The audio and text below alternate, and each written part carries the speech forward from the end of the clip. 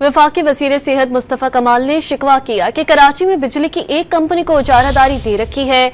दुनिया भर में लोगों के पास मुख्तलिफ कंपनियों से बिजली खरीदने का ऑप्शन होता है। कराची में प्रेस कॉन्फ्रेंस के दौरान एक कंपनी की इजारादारी का निज़ाम खत्म करने का मुतालबा कर दिया। आपने सिर्फ एक ही कंपनी को मोनोपोली दे रखी है।